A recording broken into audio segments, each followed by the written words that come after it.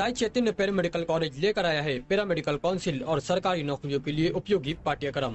EMLT, radiology technician, health sanitary inspector में admission जारी है। हमारा पता याद रखें, Sai Chaitanya paramedical college, ruby city scan के ऊपर। और कवानीन बनने के बाद उस पर अमल दरामद किया जाता है और वो कवानीन फिर हमारी जिंदगियों पर, हमारी माशराती जिंदगी पर, हमारी समाजी जिंदगी पर, हमारी सियासी जिंदगी पर, हमारी मजहबी जिंदगी पर, तमाम हमारे जो रोजमर्रा की जिंदगी है उस पर ये कवानीन असरअंदाज होते हैं। माजी में इस मुल्क ने एक ऐसी हुकूमत देखी जो अपने खुले हुए एजेंडे पर काम कर रही है। वो जमाना पहला कि जब ये कहा जाता था कि RSS, BJP और बहुत सी भगवा तंजीमें, फिस्ताई ताकतें इस मुल्क पर खुफिया एजेंडे के तहत काम कर रही है।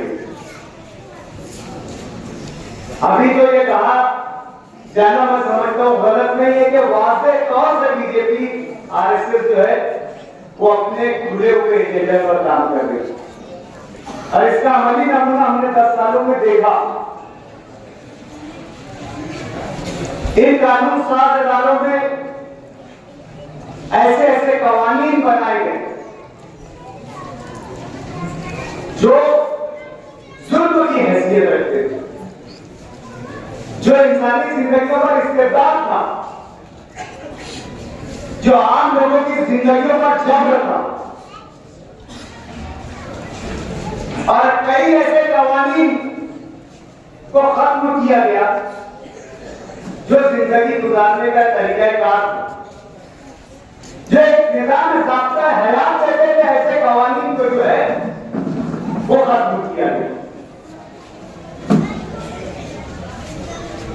मसलन इस मुल्क के कानून में हर एक समाज को, हर एक जात को, हर एक बिरादरी को, ऐसा ही नहीं कि सिर्फ मुसलमानों को कोई स्पेशल कानून दिया गया है, कोई स्पेशल एक्ट दिया गया है। जहां मुस्लिम पर्सनल लॉ दिया गया है वहां पर हिंदू एक्ट भी है, हिंदू मैरिज एक्ट भी है। क्रिश्चियनिटी का जगह भी वहां के उनके अपने कवानीन इस दस्तूर में जो है नाफिज है। जैन समाज जो अकलियती हैसियत रखता है उनके लिए भी उनके मज़ाहिब, उनके अकायद की बुनियाद पर उनके कवानीन नाफिज।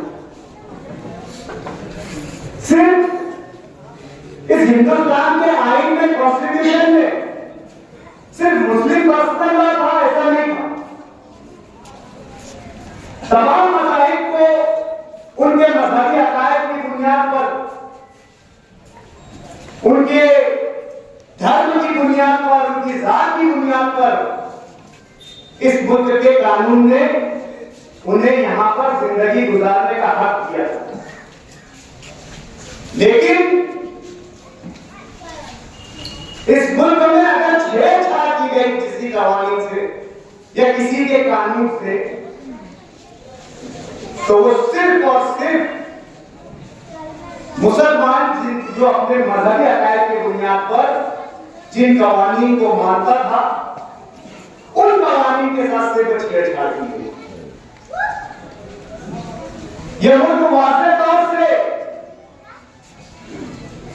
दो खानों में, दो मज़ाहिब के दरमियान बटा हुआ 10 साल से दिखाई दे रहा है। यह हालात पैदा होने की बुनियादी वजह जो है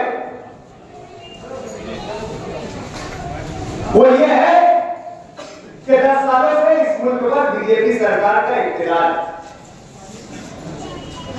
और उनका अपना मंशूर है, उनका अपना मैनिफेस्टो है कि इस मुल्क को एक मजहब के मानने वालों का बना दिया जाए, एक नजरिया रखने वालों का बना दिया जाए। अगर आप उनके लीडरान के बयान सुनेंगे, न्यायालय जी गैर जिम्मेदाराना बयान उन लीडरान की तरफ से आए हैं कि वो चाहते हैं कि इस मुल्क को वाकई तौर से हिंदू राष्ट्र बनाएं। आज इस मुल्क में 18% मुसलमान बसते हैं, 2% सिख बसते हैं, 4 से 5% दलित बसते हैं, अदर माइनॉरिटी जो है वो 3 से 4% है। गालिबन ये मुल्क 35% जो है गैर हिंदू मजहब के मानने वालों का मजहब है। यानी मुस्तकबिल में सेम सिविल कोड यूसीसी बनाकर तमाम मज़ाहिब के लोगों को जो है एक नजरिए का बनाने का जो है मकसद बीजेपी का है। इन तमाम हालात में हमारी इस इलेक्शन को लेकर जिम्मेदारियां बढ़ जाती हैं, हमारी फिक्र बढ़ जाती है, हमारी तशवीश वाजिब है, हमारी फिक्र वाजिब है कि आने वाले वक्त में मुल्क में कैसे और कौन से हालात आ सकते हैं। सवाल यह है क्या हमारे इस हुकूक की लड़ाई, हम पर होने वाले जुल्म जबर इस्तेबदाद की लड़ाई हमारे लिए लड़ेगा कौन सी वो जमात है, कौन सा वो सियासी नुमाइंदा है, कौन सा वो सियासी लीडर है, कौन सी वो सियासी पार्टी है जो बढ़कर आकर हमारे इन जख्मों का मदावा कर सके, हमारे जख्मों पर मरहम कर सके। माजी में हमने देखा कि ऐवानों में जब कवानीन बनने की बात आती थी, जहां पर तहफ्फुज़ की बात आती थी, जहां पर हमारे वजूद की बात आती थी, जहां पर हमारे बका की बात आती थी,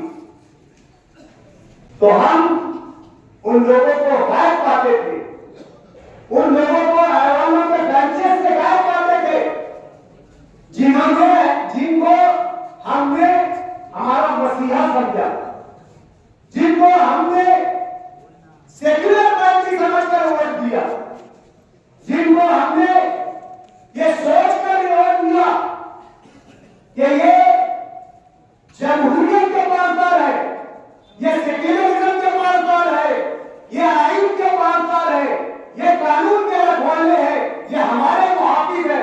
हमने सोचकर इस सोच के साथ जिन लोगों को वोट दिया वो ऐवानों के तख्तों पर से गायब रहे जब हमारी हिफाजत और हमारी तहफ्फुज़ की बात है।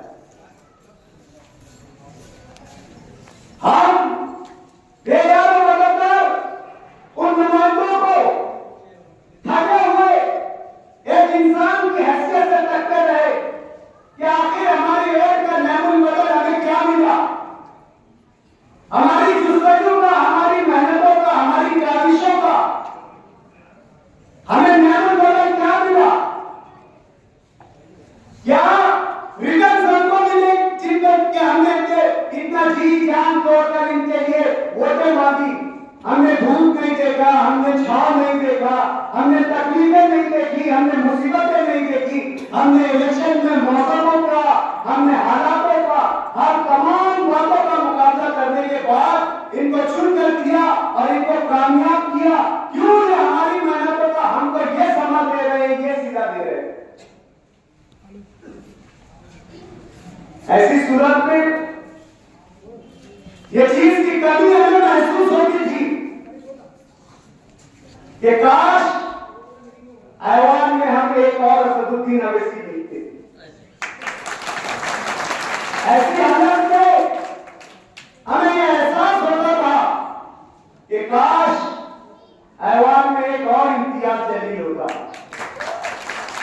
ऐसे मौकों पर हमारा कर्म झलकता था कि काश इन दो बहादुरों और जानिसारों के साथ अख्तरुल ईमान भी चुनकर आ गया होता था। उस वक्त जो है हमें हमारी मजबूरी और लाचारी का एहसास होता था, लेकिन हमारी मिसाल तो उस बंदर की सी हो गई है कि जब बारिश आती है तब आशियाने की फिक्र होती है कि इतनी तेज धुंध हवाएं हैं, इतना खराब मौसम है, इतने हालात खराब है, काश मेरा मकान होता तो मैं भी हिफाजत के साथ मेरे मकान में रहता, मैं मेरे बच्चों का आशियाना बनाता, उनके तहफ्फुज़ की, उनकी बका के लिए उनके लिए घर बनाता।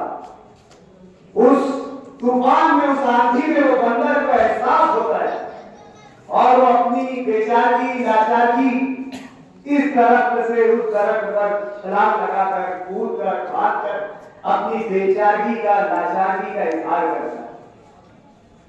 और जैसे ही बारिश का मौसम खत्म होता है फिर बंदर अपनी मस्ती में, फिर उसे न मौसम की तकलीफें, न मौसम का दिया गया दुख दर्द, न मौसम के जरिए पैदा होने वाले हालात याद रहते हैं। वो भूल जाता है कि तूफानी बारिश में मेरे बच्चों के साथ क्या हुआ। वो भूल जाता है कि इस तेज धुंध हवाओं में मेरे हाल, मेरे पवित्र परिवार के क्या हालात थे। फिर वो 8 महीना अपनी मस्ती में, अपनी इधर से उधर गलतरी में लगा रहता है। फिर दोबारा बारिश आती है, फिर उसे यही जो है फिक्र सताने लगती है।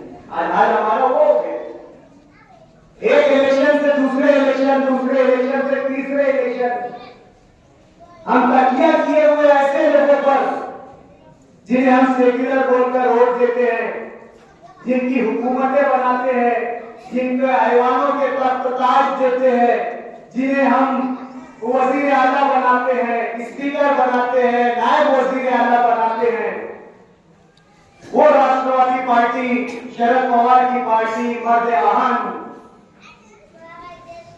यही असल सेक्युलर, यही असल योद्धा। वो कांग्रेस पार्टी, कौमी पार्टी, तमाम रियासतों में उसकी शाखें मौजूद है, तमाम रियासतों में कांग्रेस के नुमाइंदे मौजूद है। आज वो सेक्युलर है। इन तमाम बुनियाद पर, इन तमाम हालात में मजलिस इत्तेहादुल मुस्लिमीन ने इस बात का फैसला किया था, जो उसका अपना बुनियादी नजरिया है कि मुस्लिम सियासत का जो है इस्तेहकाम होना चाहिए, मुस्लिम राष्ट्रीय सशक्तिकरण होना चाहिए, मुस्लिम पॉलिटिक्स का एम्पावरमेंट होना चाहिए, मुस्लिम नुमाइंदा होना चाहिए, ताकि वो हमारे गमों को, हमारी तकलीफों को समझे और महसूस करे। आपने ऐवान में देखा होगा कि हमारी नुमाइंदगी जब असदुद्दीन अवैसी और इम्तियाज जलील करते हैं तो हमारी बातें खुल जाती है, हम खुशी से नाम ले जाते हैं।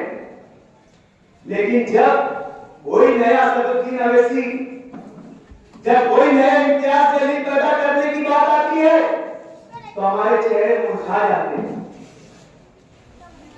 इल्जाम आयद करना शुरू हो जाता है। वोट कटवा पार्टी, वोट में वोट काटने आ गए, अरे कहां से जीत कर आएंगे, कैसे जीत कर आएंगे, हमें हिसाब बताओ।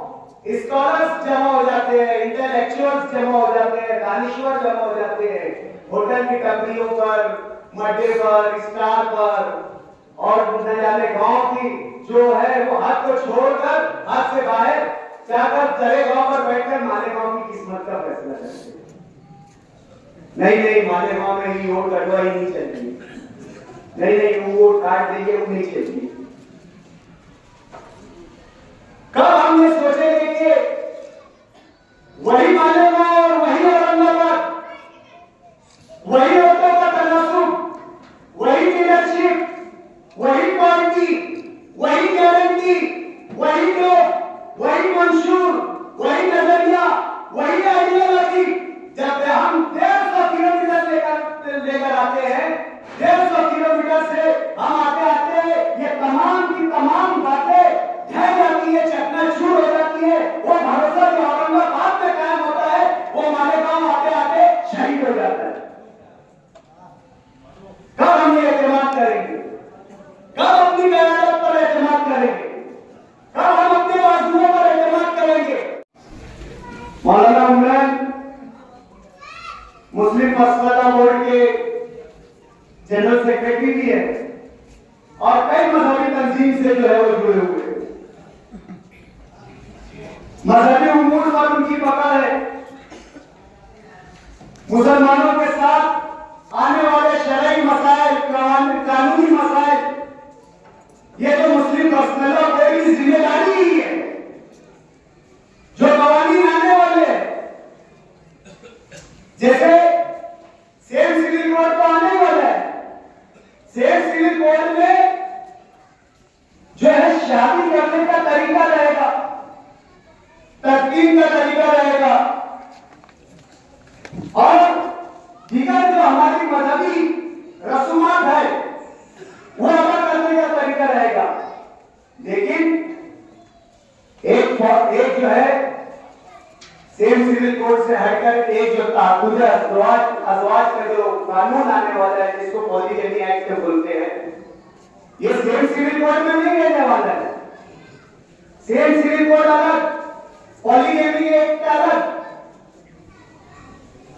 तो इन तमाम कवानीन पर जो है मुस्लिम पर्सनल लॉ बोर्ड की तो पहले से ही नजर है और हम उम्मीदवारी को देने जा रहे थे, उसके जनरल सेक्रेटरी को देने जा रहे थे। लेकिन जहां बसीरत दिखाने की बात है वहां बशारत की बात हो गई। जहां सियासी बसीरत दिखाने की बात आई, जहां सियासी हौसला दिखाने की बात आई, वहां बशारत की बात आ गई। ये मुझे किसी पर तरकीब नहीं करना है। ये शहर के हालात है। जाते जाते कहा जा रहा है उम्रा के लिए सफर पर कि बड़ा पार्टी के लोग मुझसे रास्ते में है, बड़ा पार्टी के लोग मुझसे रास्ते में है, कांग्रेस के लोग रास्ते में है। आने के बाद पार्लियामेंट इलेक्शन पर जो है वो फैसला लिया जाएगा।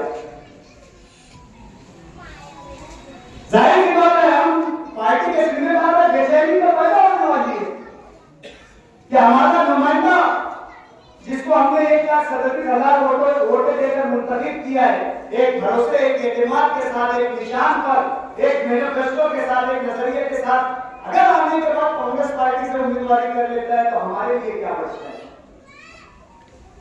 हमारे नजरिए की कहां ताकुद होता है? हमारे नजरिए का कहां ताकुद होता है? हमने उनसे गुजारिश की कि यहां वहां देखने से बेहतर अपना घर है, अपने लोग है, अपना नजरिया है, अपनी पार्टी है, यहां से उम्मीदवारी कर लो।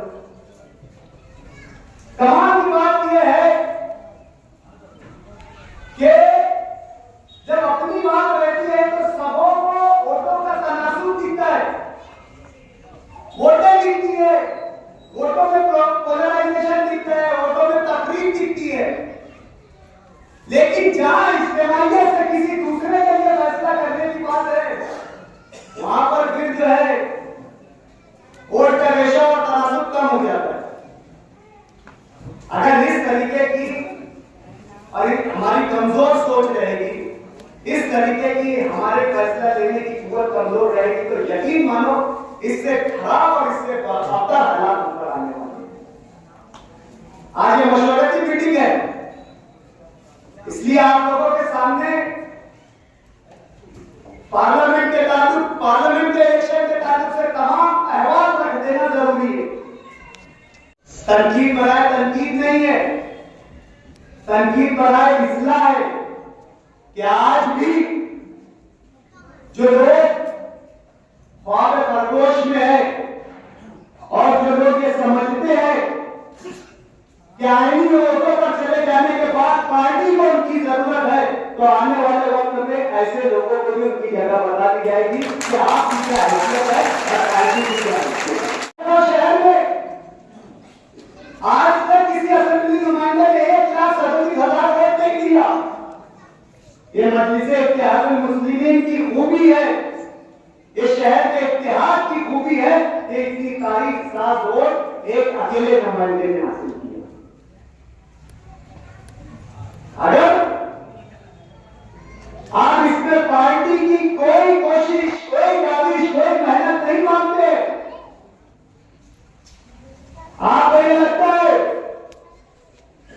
कि पार्टी आपके कपड़ों की तरह है कि जुम्मे के दिन अलग और मंगल के दिन अलग। तो इंशाअल्लाह दस्तार फजीलत तो सजाई तेरे सर पे, लेकिन तेरे कांधे पे तेरा सर नहीं फैला। तो हमने तो दस्तार सजाई थी, कांधों का सर का तहफ्फुज़ आपके कांधों पे सर था, लेकिन आपके नातावा कांधों ने दस्तार की फजीलत को और दस्तार की ताकत को संभालने की जरूरत नहीं दी। तो इंशाअल्लाह अज़ीज़ अब वो कांधे भी बनेंगे जिस पर दस्तार संभालने की कुव्वत भी होगी।